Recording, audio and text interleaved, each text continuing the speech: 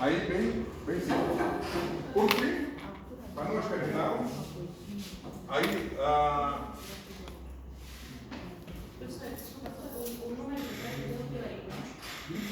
automaticamente, quando você chega num valor menor, menos disso, menos da metade disso, você pode considerar um diâmetro pequenininho. Eu já trabalhei com coluna desse diâmetro aí. Eu trabalhando com eficiência. Então, a coluna, Denise, é desse diâmetro aqui, ó. Minha coluna é desse diâmetro aqui, ó, pequenininho. Ok? Eu tenho esse diâmetro aqui, ó. O meu diâmetro é 0,35 centímetros, por exemplo. Okay? Ele é tão pequeno que você pode assumir essa altura aqui, a altura equivalente a um prato teórico, como sendo 0,35. Tá? Okay? Mais ou menos essa relação. Okay. Depois disso, o que é que nós temos? Isso aqui é mais fácil. Mas, está vendo? Ele propôs alguns modelos que possibilitam calcular a luz dos parâmetros da coluna. Então, você utiliza o tipo de recheio aqui, ó, que nós vemos. Esses recheios são recheios randômicos ou estruturados? Randômicos. Temos a dimensão do recheio e temos as constantes, quer dizer que ele desenvolveu uma correlação. E essa correlação é importantíssima para calcular direito a altura equivalente a um prato teórico. Entendeu? Ali nós assumimos, ó, a altura equivalente a um prato teórico pode ser igual ao diâmetro da coluna se a coluna for pequena. Ok? Mas aquilo que a Denise perguntou, mas o que é ser pequeno? O que é ser pequeno? Então, o melhor mesmo, que se você tem um tipo de recheio, o gelinho você calculou. Todo mundo na página de calcula o gelinho, concorda? Calcula, ok. O Z, ali, ó, o que você vai correlacionar aqui? Ó? O fluido está escoando, tem uma viscosidade. O fluido está escoando, tem uma volatilidade relativa. O fluido está escoando, tem uma massa específica. Tem um diâmetro que você já calculou, ok? E o K1, K2, K3 é que você pega onde? Na tabela. Na tabela, eu dependo do tipo de recheio e depende do tamanho do recheio. Ok? Então, essa equação aqui ó, é válida somente para colunas com diâmetro menor que 0,3, onde o K são as constantes dadas pela tabela 2. Então, aquela tabela que eu mostrei para vocês é exatamente a tabela que vai ser utilizada. Ok?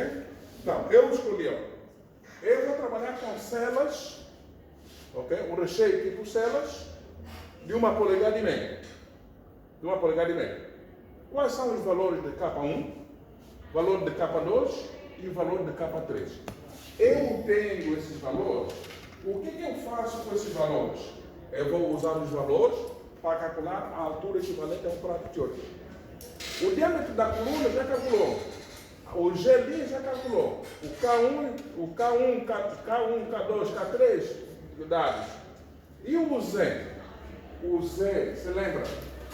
Nós já calculamos o Z em função daquela altura que nós vimos anteriormente. Você vai usar aquele Z para poder fazer, para poder jogá-lo aqui e calcular a altura equivalente a um prato teórico.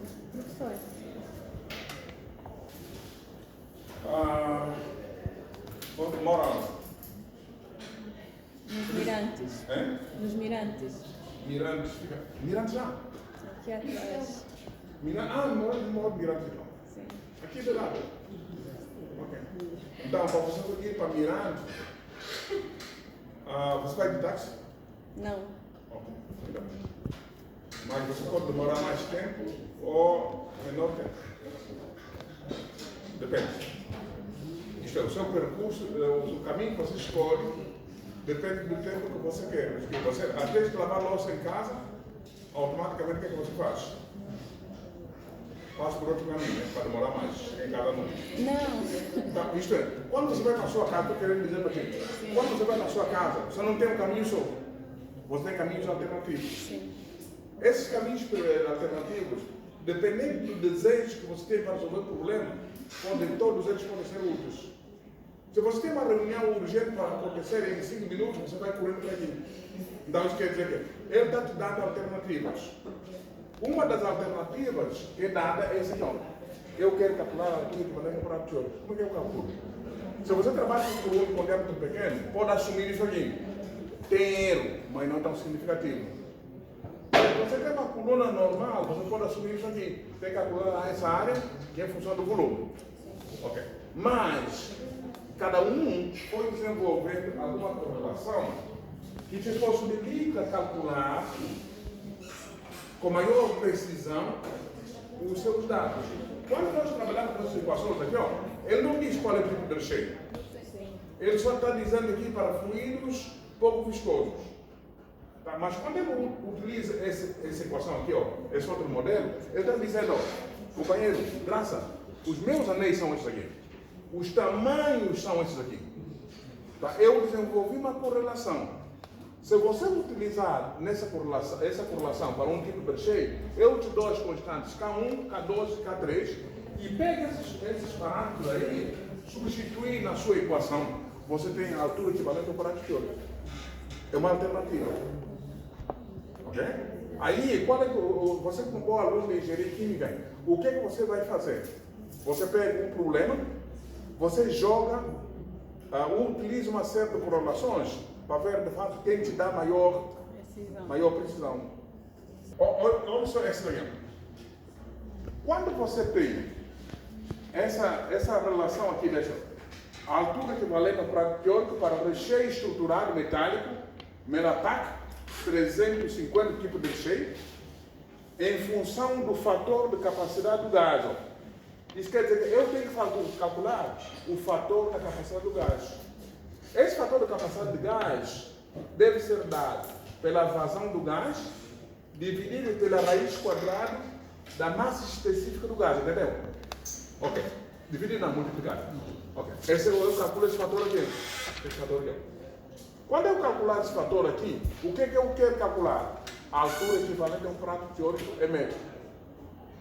Então, ele tem aqui, dependendo da pressão de operação da minha coluna. Eu vou trabalhar com 50 milibar, com 100 milibar, com 400 milibar e com 960 milibar. Então, se eu calculo esse fator aqui, vamos dizer que esse fator deu aqui, mais ou menos. Ok? E a minha pressão de operação é, vamos dizer aqui, 100 milibar. 400 milibar, eu vou ter que puxar aqui, chegar até aqui e automaticamente calcular aqui a minha altura equivalente ao prato teórico. Então isso quer dizer que você não precisa usar nenhum subterfúgio, mas isso aqui é válido somente para aquele tipo de recheio. Para recheio estruturado. Para recheio estruturado. Então você começa a observar que a altura equivalente a um prato teórico. Eu vou fazer essa pergunta na prova para Stefania, eu tenho certeza que não vai acertar. Vou perguntar para ela o que é a altura equivalente a um prato teórico e para que serve essa altura. Ok? Você lembra? Nós temos um prato teórico. Qual é o princípio de um prato teórico?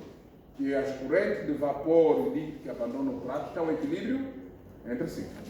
E o que é a altura equivalente a um prato teórico? É uma altura de recheio que garante que as correntes de vapor e líquido que abandonam o prato, aquele pedaço de recheio, esteja em equilíbrio entre si.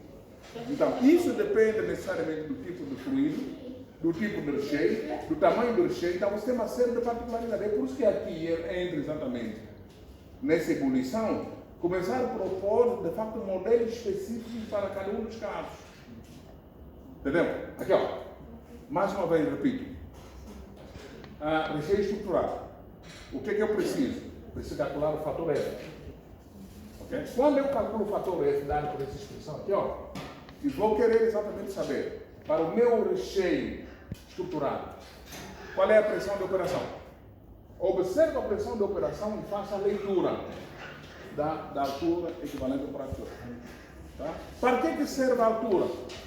O Z é igual à altura equivalente a um prato teórico vezes o número de pratos. Okay? Então, se você conhece o número de pratos, Okay? O número de projetos, similarmente ao procedimento que nós usamos no método de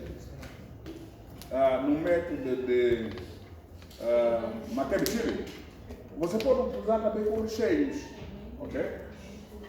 Beleza. Por outro lado, aqui ó, esse aqui é outro tipo de recheio, tá vendo? Esse aqui é um recheio de 125 Y, é recheio estruturado, ok? Recheio estruturado metálico Melapac 125 Y, em função do fator de capacidade do gás. Olha só, esse aqui é válido para quando? Para uma única pressão. 900. Where do go, Bruna? Where? What happened? Ok, 960 milibar. Então, você calculou o fator onde você bater, daqui sobe uma curva. Essa curva aqui é para a pressão de 960 milibar. Ok. E aí, Bruniano, aqui ó, aqui tem o modo, ok? Para 250 Y, também metálico Melapac. Essa aqui também para 500 Y. Essa aqui, ó. O outro elemento, como é que eu vou calcular o fator de perda de carga? Se lembra que nós dissemos há pouco? Nós podemos trabalhar com coluna a vácuo, podemos trabalhar com coluna a pressão atmosférica, podemos trabalhar com coluna pressurizada. Como é que eu calculo esse parâmetro aqui, ó? Dentro de P sobre Z. Tá? Então, queda de pressão para recheios estruturados metálicos, Melapac, 125, ok? Que é o primeiro. O segundo, 250, em função do fator de capacidade. Mesma coisa, eu calculo o fator de capacidade. Observa. Márcia, eu calculei o fator de capacidade. Automaticamente vou até a curva. Na curva eu consigo ler o quê? O valor da pressão, da perda de carga. Aí essa perda de carga que você lê, vê se encaixa naquelas informações anteriores, na faixa. Está trabalhando sobre vácuo? Está trabalhando sobre pressão atmosférica? Está trabalhando sobre pressurizado? Automaticamente você tem essas informações. Então, com isto, basicamente, nós... Colega, essas fichas falam.